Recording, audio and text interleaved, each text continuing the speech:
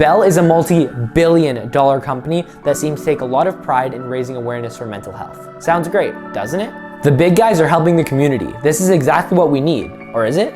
If Bell cared so much about mental health, why would they fire hundreds of employees during a global pandemic with no notice? That doesn't sound very good for mental health, does it? Doesn't to me, I don't know about you. Bell Let's Talk Day started in 2011, an amazing initiative because mental health affects all of us. At some point in all of our lives, we will surely struggle with some sort of mental health issue. If not, someone you love will. Bell Let's Talk Day, the one-day initiative that happens every January, has raised over $100 million in its 10 years of running. For the use of every hashtag, Instagram video view, Snapchat story filter, phone or text message sent through Bell, 5 cents will be donated to mental health. The benefits to mental health initiatives by the Bell Let's Talk campaign is undeniable. But let's be real, Bell isn't doing this out of the goodness of their huge corporate heart. There is a ton of self-promotion going on here. Any money that Bell donates from this can be written off as a corporate donation and is completely eligible for tax benefits. During the current situation in the world, the Canadian government is providing companies in need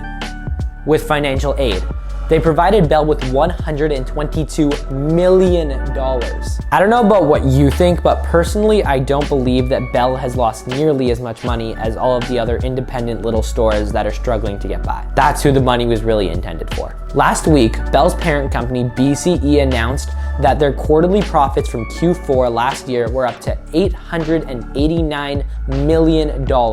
That's just in one quarter. Kind of insane. I'm not sure if this qualifies as a company that's in need of assistance from the government. So why on earth can someone explain to me that this company that's making $900 million in one quarter is taking away money from the small businesses that are struggling to get by and having to shut down? If this wasn't bad enough, Bell just laid off hundreds of employees with zero notice. Many employees found out through social media just by going on their phones that their jobs were being cut. How does that sound for a company who's supposed to care so much about mental health? We've all been dealing with so much over this last year that don't you think employees deserve to be treated with respect? But Bell clearly wasn't very interested in the mental health of the people that they were firing and completely changing the lives of. It's just like finding out on social media that your girlfriend dumped you. How much would that suck? That's basically what happened. Employees that have worked there for 2 decades suddenly just finding out they're unemployed. We all know the reality of business. Sometimes the boss sees that things aren't working and they need to shake it up and turn things in a different direction. And that's totally cool. It's the way that Bell actually went about all of this that just doesn't sit well. Here's a fun fact about Bell that you might not be aware of. Bell is actually profiting tons of money off of inmates in prison, many of who have mental health issues, and actually preventing them from making phone calls to their friends and family. Bell is charging extremely high long distance and local rates for inmates to call out. And on top of all that, Bell provides a certain percentage of the profits back to the Ontario government. Nice one. I thought that the point of people being in jail was to sort of rehabilitate them so that they can transition back nicely into society, but don't you think cutting them off, like cutting off their options to contact their support workers and people that can give them state of mind is not the best way to go? I guess Bell isn't so concerned about your mental health if you're in prison. Twitter feeds are absolutely blowing up with the way people are disgusted about the way Bell is treating their employees. One comment really resonates with me and it says, deciding to attach your brand to something as important as mental health comes with a responsibility. Check out all of these things I found on Twitter just by searching up Bell, because when you search up Bell, the first thing that comes up now is hashtag Bell Let's Cut because of their employee cuts. This also means cut their service, as in cut all your ties with Bell.